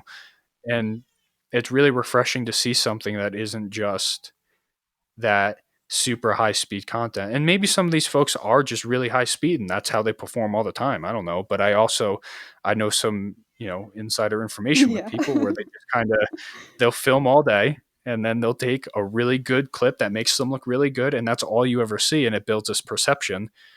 Yeah. See, that perception scares me. Like, I don't want anybody to ever think that I am like beyond the level of like proficiency in anything that I am. And that may actually be why I'm more open to being like, no, look at this. Like, look at me miss all that shit. Yeah. I feel that intimately, honestly. It's like I'll go and I'll film for a day and like some of the footage is good, some of the footage is bad. I mean, I don't use a lot of it. A lot of it's done as a self-diagnostic tool. But like sometimes I'll fumble or reload and I'll Yeah. send a Meg into orbit, or I'll fail at reindexing something and I'll just get frustrated and throw it on the floor. Like stuff like that, and it happens. Yeah. It happens. It doesn't make for good Instagram content, but it happens, and I think it's good to humble yourself a little bit. But a lot of people have unrealistic expectations 100%. because of social media. I want to be really clear too. I have no problems with people that go out and shoot all day and then take some. I have no problems with that whatsoever, because there's a difference between entertainment Yeah. and education. Yeah, 100%. There's a big difference. If I'm watching for entertainment, I don't want to see you fucking up. Yeah. You know? Yeah. I mean, unless you make it entertaining, but like, I get why they do it. I have nothing against it. I don't think, they're out there doing shit. Who the fuck cares? That's not what I was getting at. I'm just saying I personally do enjoy seeing that genuine and not a lot of people do it, which I think is why it's so refreshing. So I'm happy that you do, and that's kind of why I've been following and a fan for such a long time. It's just genuine. You're Yeah. just out here doing your own thing. It's awesome. And I feel like it's almost like because I still treat it very much like it's just my personal page. If you scroll back far enough, you'll see like my well, I shouldn't be saying that. Nobody scroll back far enough. Like, I know what you're talking about. but I was looking at it earlier. I went back and stalked just to it's like myself. it's just like it's just my life, just me doing stuff. And I have like limited some of it. Like I just you get these moments where you're like, wait, there's like 2,000 strangers following me. Like, Yeah. I don't know who any of these people are. Yeah, it's like Oh I my think God. I remember one of the first times that I'd like posted something and it got like a really overwhelming response. And I was just sitting down staring at my phone and like it was just like Instagram notification, like going up the screen. And I just had this feeling of like, oh God, no. Like this is kind of scary. Like I don't even remember what it was. I can't remember if it was a post or a story. I think it might have just been like a cool picture of something.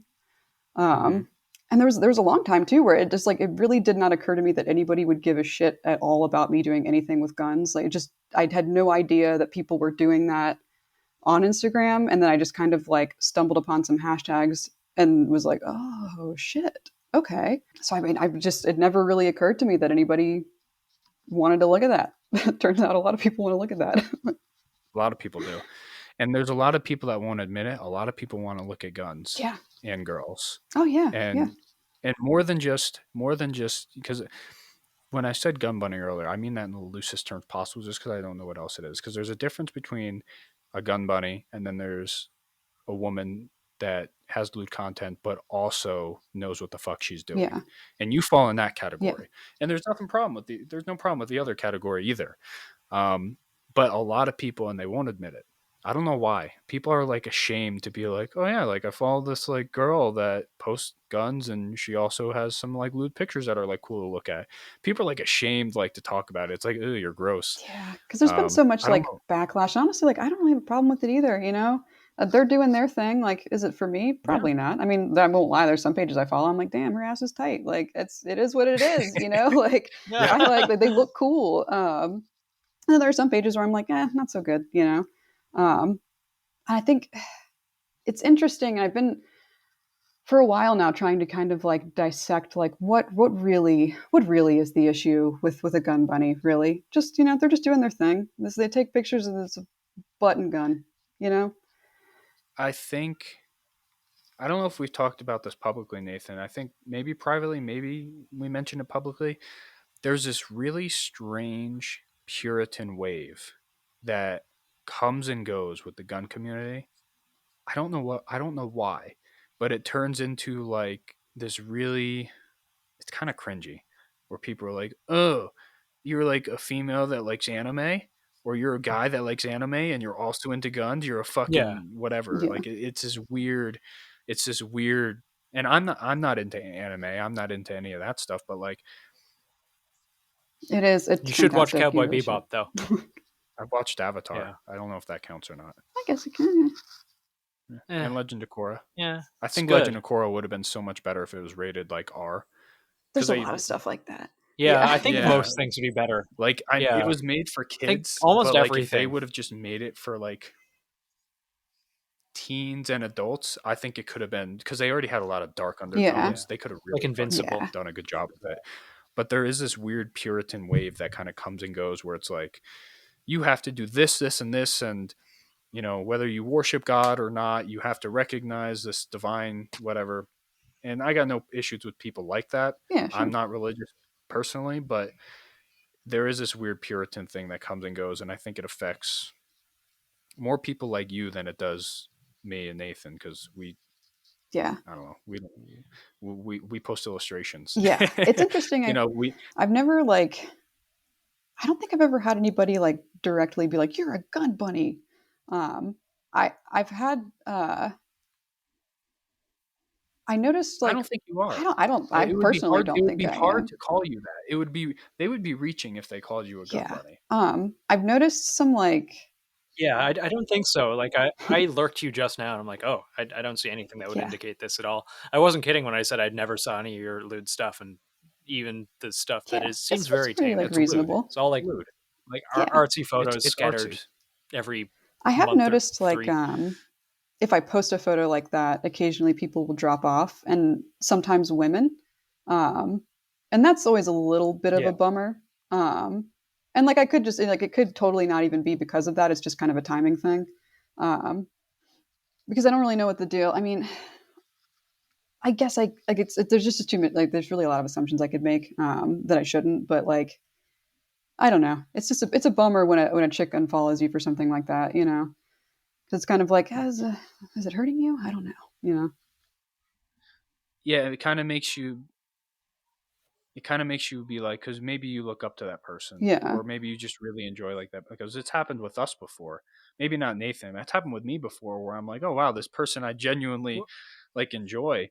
Like I'll post something that maybe is a little bit controversial, and this is back on older accounts, before pre Nathan, where I'd post something a little bit more controversial, and then like I'll notice that person like doesn't follow me anymore, and I'm like, oh, like is it because of this? Yeah, Like, yeah. You're kind of is like, that the type of person you are? Like, where this really bothered? But I've kind of gotten to the point where it depends on the perspective that I'm having, that because it can change. One day my perspective is like, I don't give a fuck, it's social media. Yeah. And then other times I'm like, well, social media is kind of my job. I should care a little bit, and it'll bother me like a little bit. But it's strange when it happens, because you know, like you're posting something and you're like, this might not be for everybody, Yeah. but fuck it, you know, like it is for some people. yeah, And you know, you post it, and then maybe somebody that you haven't really interacted with, that you kind of like look up to, or maybe enjoyed at least, you know, seeing around, like isn't there anymore. Yeah. And you're like, oh, like, I'm like, well, oh, Yeah, you don't like my Yeah, naked kind shoulder. of a bummer. Yeah. I hate social media. Yeah, it's like it's been so neat in some ways, you know, because of like I'm talking to you guys now. This is awesome. You know, so many cool people I've met, but Aw. like it does have a strange dark side, you know. I think particularly for women too. There's even outside of like the specific Oh, yeah. community that I'd say we were a part of, like there's just the content that I get fed on like the explore page is just fucking depressing. Like the shit that's just aimed at women is like, Oh, damn, yeah. like can you just chill? Like can we choose what goes here? Because I'd prefer it not be this, you know. even it's really strange too, because my wife and I will like compare TikTok sometimes. Like our explore feeds, two opposite ends of the Yeah. spectrum. And she's the one that kind of taught me, but it doesn't fucking work all the time. Like you download TikTok, and for a guy, if you select like, oh, I'm a guy, I do this, you're gonna get like half naked underage girls doing weird fucking dances. You're like, I don't want to fucking see Yeah, this. it's like, what the hell, And man? and there's Yeah. an option. There's an option that's like, this video does not interest me. And my wife showed me to do that. I'm like, I don't follow any of these accounts. Like I follow sports stuff and like little comedy stuff. Yeah. And she'll be like, yeah, press that. So I'll do that, and it'll go away for like a week. And then all of a sudden it'll come back, and it's like, oh, but are you interested in high school girl? And I'm like, no, Yeah. no, I'm not. Get out of here, man. Like, stop. Yeah, I can only imagine what's going on like I don't like that other at all. female stuff. Like The Instagram Explore page too. It's always creepy. What's going on the female side? I know what's on my wife's side, but what's going on in your Well, so side? mine's kind of weird because I think Instagram is confused about what gender I am because of how much gun stuff I like. So I get presented a lot of like women beauty stuff, a lot of like young, but I think a lot of them are high school, like makeup tutorials and stuff like that. But then also a lot of the like sexier stuff. And I do get a lot of the bots that want to show me all of their sexy parts. I get those messages a lot. Guys or girls? Girls. So they think I'm a dude, I think. I think Instagram's very confused about what is going on exactly on my page. It's strange. It's really strange how that algorithm works. We should talk more with Heartline Nathan. I bet he has insight. We have this guy that works for a large media company that works in tech, and he gives us insight sometimes. But it is so strange how that algorithm works based off of your gender. But I also think when it comes to like the women and the bots that send you stuff, I just think there's such an abundance, and it's not necessarily a bad thing.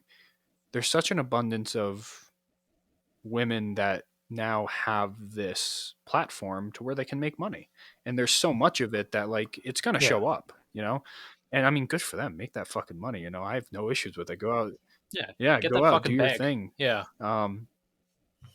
But there is such an abundance of it, and young people see it because the algorithm can't detect if you're fucking 12 and have Instagram, or if you're 25. I mean, maybe it can, I don't know.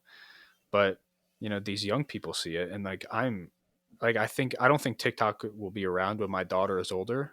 But like I don't plan on being a helicopter parent, but I'm like, my fucking daughter's not having TikTok. You fucking kidding me? Yeah. I don't want my fucking 10-year-old to be on TikTok seeing like all these other women doing their thing that maybe they're of age, maybe they're not. Most of the time I feel like they are, but there's a lot that are kind of growing up with it now, where like I can make money like this, and yeah, you can when you're fucking not a child. But I don't want my daughter to be around that shit. Yeah, man. It's weird. There's such a big abundance of it. And like I said, I have no problems with the adults that do it. Hey, make that money. I respect the fuck out of it, because I got friends that do it. I see screenshots of their bank account. I'm like, damn, girl. Like, good for you. Yeah. Yeah, if I could sell pictures of my feet and ass, I mean, I totally would. But hey, you never know. I think I think it social media is just weird. It's a weird place. It is. It's a bizarre world. Getting weirder. Yeah. It's really weird now because now the government's getting involved. Yeah. Like the government interviewing Zuckerberg and the CEO of Twitter. Yeah. Like that, it's getting stranger. It's getting really fucking weird. And I wonder what the next 15 years of internet culture looks like.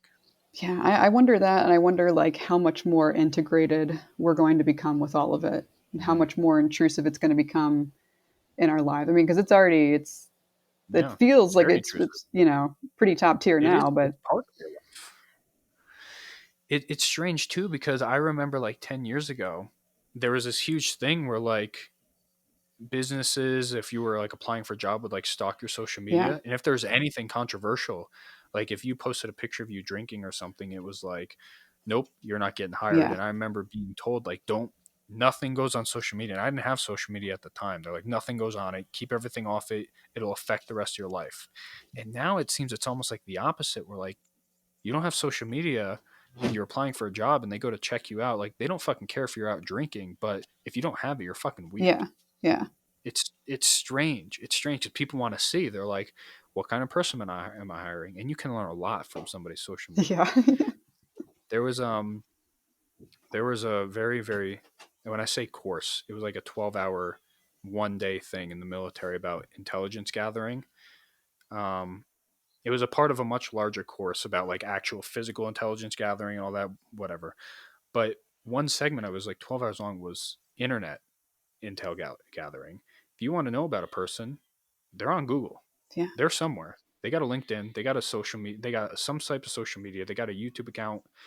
Maybe they don't post on it, but you can see what they like. You can see what they engage with. And if you can do that just as a person, imagine what a supercomputer that knows much more about figuring out algorithms than we do can do. It's scary, but it's so interesting Yeah. too. Oh yeah, for sure. So interesting. Man, yeah. I always wonder too, like, I'm like, man, I better never fuck up in the public eye, because if you go back to my MySpace, like when I was in Oh like, God. oh my God, like so young, probably shouldn't have even really been on there, and just posting all kinds of nonsense. And it's all still there. Like, you could definitely access it. You know, anybody could go back and be like, when you were this age, you did this. Why? And I'm like, because I was a fucking dumbass kid, man. I don't know. Like, Yeah. I when I was younger, I don't think not too many people know this, but it's how I met my wife. I used to write and publish books. Um, and when I'm talking younger, like 14, I published my first one. No, you fuckers can't know the title. I pulled them from the shelves because they were just terrible. But I was going to a book festival, and it was a big deal for me. I went the year prior. It was a big deal for me. Like, Ellen Hopkins was there. I don't know if you know who that is. no. Suzanne Collins, the woman who wrote The Hunger Games, but this was Oh, cool. before. Was this before she wrote The Hunger Games? Because she had a different series. Anyways, there was like big authors. Like, if you were into reading and writing at the time, like big name people. It was huge for me as like a fucking 14 and 15-year-old. Huge. And I went to it the year before, and I was, looking back, it's kind of funny. But at the time, I remember I got like kid canceled over it because the next year when I was applying, I got accepted. And the day before, they called me. They're like, "Hey, you can't go." And I was like, "Why?" Like, I was like 15 or 16. I'm like, "Why?"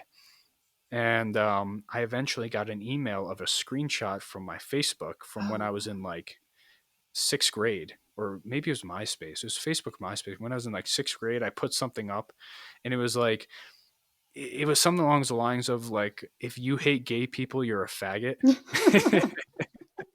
Which, looking back, like, it's kind of fucking funny because like I still, like, but at the time, like, I got removed from a festival. That was a big deal for me, and I kind of got like canceled over it because even people at school were like, "Oh, are you a homophobe?" And I'm like, I'm literally like, Yeah, I'm saying, and it's strange because now I feel like you could go back and look at that, and somebody could take that out of context again, and my entire life could be fucking over, man. Some employer just sees you're a faggot, and they're like, "Oh, like, you're fucking, you're a homophobe, you're terrible, you're racist, you're whatever, white supremacist, whatever the fuck have you." Yeah.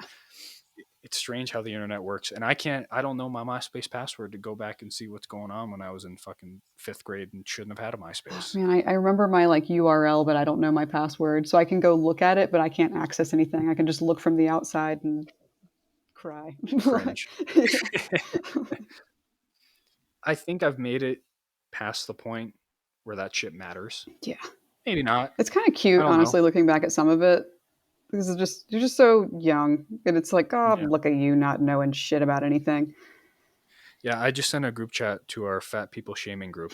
Of me in high school. I think I was 11th grade, back when I played football and thought I was hot shit. Yeah, you look like 120 pounds soaking wet. I was like 110 pounds, but it's me like flexing, holding a trophy, like after a football game. Like, you look like a watermelon on like a broomstick. I was a shit. All right. I thought I was a shit. Man. And then I joined the army and gained like 60 pounds. Got fucking huge, and then I'm like, this is stupid. I can't run. You did actually get huge. The free food is nice. I remember we had, that meme, like, in Canada milk comes in bags. What? No. Okay, never mind. There's a meme. Well, in Canada, milk comes in bags, and we had these giant bags of chocolate milk, and I would just go to the mess hall and just drink like 2 large glasses of it. I gained a. I also got kind of beefed in the army. It was nice. Sorry, go on. I don't know. I was just thinking. I'm now reminiscing on cringy fucking high school, middle school me. Oh yeah, it's both like It was good times. it is. It's great times. It was beautiful and terrible all in one. Awful. And you think you remember being a kid, like something happens that's so minute, but you think like it's the end of the fucking world. Oh yeah, It's awful. I still cringe at myself. I still like, I'll have like a random memory of like something that I might have done in like middle or high school, maybe a breakup with a girl or just something stupid I did. And I'll just cringe. Yeah. I'll be like, oh, it's so fucking awful. it's like those And can't this sleep thoughts where you're just like, why now must I remember this? This is over like 10 fucking years ago too. Yeah. And I'm like, I'm a grown adult now, you know, like married. I got a fucking daughter, you know, I'm an adult, like I'm a grown up person now. And I still look back on like fucking 15-year-old me. And I'm like, man, you were a fucking shithead. Like I hate thinking about 15-year-old me. It's almost like a good thing though, because it's like if you didn't look back on 15-year-old you right now and didn't think you were a shithead, it's like, oh man, you're probably still a shithead, you know? Yeah. Yeah. Yeah, making me feel good about myself now. Do it, feel good. 'Cause I do that all the time. I think about that shit. Oh yeah. And I'll find pictures like that one I sent today to our fat people shaming group chat. You know what? If we're gonna get canceled over something, it's gonna be for shaming fat people. You know what? okay I with feel like we came off the bat, like episode 1, we were just throwing slurs out there. We tried. I don't know if we told you this, Leah. We had an editor before our current editor who was like, hey, you should probably avoid saying what was it? Retarded. That was a word. He's like, yes, hey, that was the word that we ended up sponsors using and a lot. everything, they're gonna hear it. They're not gonna like the word retarded. You should stop saying it. So I made an effort for like 10 seconds and I fucked it up. And now look at us. Nova. We got 2 sponsors and we still say retarded. I do it all the time. Thanks for all the help that you did though. Nova, without you this podcast wouldn't be a thing. So thank you. But I think when you come out the gate like that, and context matters, but context also gets lost. Yeah. Yeah, for sure. Well, we just self-masturbated for like 30 minutes. Sorry about that. It was a pleasure chatting with you, though, Leah. Yeah. It's been real awesome. pleasure. We're coming up around 2 hours. Yeah. Yeah. Doesn't feel like it at all. It's crazy. Yeah. We'll have to do part 2 when you start doing in the woods content. Yeah. Yeah, definitely. I agree. After your whole redacted we can have you on and talk about that. That would actually be I don't know if you signed an NDA. I signed NDA, so I can't. I can't talk. Didn't say there was anything in there. Nothing said that I couldn't talk about my experiences. So okay, there you go. Hey, if you want to come on and talk shit about your employer, I don't fucking care. There we go. So we'll have a part 2. Yeah, we'll do a part 2. Hey, well, take however long you want. Plug yourself. Talk about what you got going on. Where can people find you? Oh man, yeah. Really only on Instagram, Leah of the Woods. Can watch me experience life. Basically, I got some stickers. Doing some training. It's good stuff. Check out some side boob every once in a while. She does have tasteful side boob every once in a while. She does. Yes, it's very tasteful. It's very artsy. Have you talked with Royus Weapons Outfitters? We've never talked. We just kind of like each other's stuff from a distance, but we've never really like synced up. I know Roy listens because we interact on Twitter all the time about the podcast. So Roy, you should check out Leah. Yeah. Maybe you'd put her in your calendar if she wants. I'll be in the calendar. Be sweet. I've liked their stuff for a long time. Mm-hmm. Yeah, I mean her first gun was an HK, so come on. She knows what the fuck she's going on about. Our sponsors, Nathan, AWS, yes, Costco of the Belt World. Advanced Warfighting Solutions. They're like the... I can't even do the bit anymore because I don't just have a belt. It's a belt and a plate carrier. And it's pretty nice. I like it. Under fire right now. Yeah, so we can't do that bit anymore. Either way, I like AWS, big 2A supporters. Yeah, been around since like the 70s or 80s. They're great guys and gals over there. Yeah, I'm wearing my... Yeah, Nathan actually wears his belt consistently. Now, as I usually am. I wore before they knew who I was. Actually, today the applied gear today one. You got the applied gear one? Oh, never mind. Look at Yeah, that. first time I'm wearing it. Like other than using it to carry my medical. Yeah, I've But used yeah. their belts. Oh, Leah, they're gonna reach out to you and offer you free stuff. Sweet. Just so you know, that's part of the deal with the sponsorship with them now. Cool. But That's yeah, awesome. I've been using their belts for years before they even knew who I was. It's really surreal that they're Yeah. interested and involved with the podcast now because I mean they're great people Yeah. over there. If you use code ArtandWar10, you get $10 off one of their SMU belts, which is the one that I run. So you should go get that. Yeah. And I also run it. It's pretty good. We yeah, do no not get any kickback. We kickback don't from get this. kickback, We just but that's all right. yeah. Don't worry about that. Code what is it? Art and War 5 for $5 off everything at Applied Gear, which is conceal carry belts. Yes. Who is also really dope people over Yes. there. They have Cobra Yep. buckles. I Cobra like buckles. Big fan. Yes. Yeah, Leah, you're probably going to end up. Anessa will probably reach out to you and be like, "Hey, you were on the Art and War podcast. Do you want a belt?" Cool. Yeah. And then Everyone reach out to yeah. me. It's cool. That's awesome. Clinton really likes his. I saw him post pictures of it. yeah, no, they also got plate carriers now, which it hasn't replaced my primary one. It's replaced my Yeah. primary one. I really like it. I like looped a crowbar through the molly straps in the back, just for fun things. We should include. And it's holding pretty well. Like the stitching is really fucking good. I have not treated that carrier well. I've only had it for like a month or two, but holy shit, I've treated it terribly, and it's holding up We should very do well. plate carrier and titties part 2. Yeah. With more plate carriers. Oh, yeah, you like a the first guide? one we did? Like Yeah. Yeah, that was yeah, actually we should that do was a awesome. part 2 because there's now more plate carriers out there. Yeah. You know Yeah. what? That's a good We'll idea. have to That's a very get good plate idea. carriers in women's hands again to see what's going on, but fuck it, we'll make it happen. Because plate carriers and titties are something that's like not talked about. Yeah, no. And I RMA mean, was that was going- helpful to me. Yes, were I agree. Yeah, and actually in the last like 2 weeks, I've talked to 2 girls I know who are like, well, I can't find a small carrier anywhere and stuff, like looking for the smallest things that they can. Like medium fits most people. Like I've seen girls that are like 5'1", like 100 pounds wearing medium carriers. I'm surprised at the scaling of how they go, but I think a medium carrier. Yeah, will like fit I can wear. basically I anyone. have a Spirit Systems like LV119 carrier, and it's medium, and that it fits. It's almost perfect. I could probably go like a little smaller, but it's like it does the job, you know. Yeah. What plates? That's do you good. have? Yeah, I had an LBX medium, and like the stuff that went in them barely fit. Like I had to. It took me half an hour to pull it on over the plates, but with a pair of pliers, and I don't have it anymore. But it went to a girl. But yeah, it fit fine. Like it was the exact shape and size of a plate. There was no wiggle room at all, and it was just like a 10x12. So I guess it may vary a little by brand. What plates do you use? Being a woman, I've got some hot plate ones. I like the swimmer cuts. I just think that's really that's what a lot of people were saying. Yeah. And that's really and I honestly haven't had a bunch of experience with other cuts. I was just like I'd gotten advice that would probably be most comfortable for me, and so that's what I got. And I mean, I think they're very comfy. I mean, well, as comfy as wearing a bunch of plates are going to be. Yeah, they can be. Yeah, as comfy as can be. Yeah. Yeah, maybe we'll have to do a part 2 with that because there are more plates now. There are more plate carriers. RMA never ended up coming out with their female plate. Kind of disappointing, but it's all right. RMA still makes good armor, I guess, even though they don't come out with the titty armor like they said. Maybe one day. I want to see that. I hope it's like video game like chick armor where it's like the tits are like actually molded out. Yep.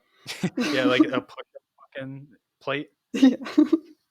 I can't imagine that would protect your vitals if that happened. Oh, I feel like that'd be terrible. It would have to like be in your neck. Yeah. Well, appreciate you coming on. It was really yeah, really thank a you so pleasure much. Coming on, getting to know you. We have yet to be disappointed by anybody that we've wanted to get to know, bringing on the podcast. Yeah. We have yet to do it. Yeah. It's always super pleasant.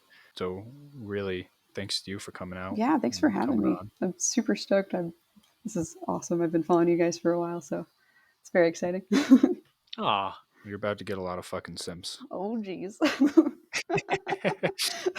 Thanks everybody for listening. Nathan, closing statements. Me closing statements. What like am I supposed to give like dad advice, like the Garen thumb thing? All right. I fuck. You put me on the spot here, Mitch. Closing statements. I'm doing this thing where I'm going 3 weeks, and I agreed to do this with fucking South Pew Luke from Modlight. We're doing 3 weeks no caffeine, and today is day 1, and it's terrible. It's so terrible. no. I want to die. So drink caffeine. But yeah, drink caffeine, I guess, but not too much caffeine like I did because I'm an idiot. I don't know what else. Make sure you do all your dishes before you go to bed. Good advice. Good advice. Yeah. Yeah. It's I started doing this thing where I'll take a shower. I don't know. I'm telling people on the podcast is the closing remark, but maybe like one person will do this. I'll take a shower, and like it'll be a regular ass hot shower, but then I'll turn the temperature down, then get used to that, then turn the temperature down, then get used to that, and I take it all the way down to like ice cold, and it's really nice, and it feels good for my muscles, and yeah, that's just a random little bit of advice that I got from someone that I'm passing on to everyone. Take a hot shower and chew mint gum. It's life changing. Oh. Okay, bye. Wait, what?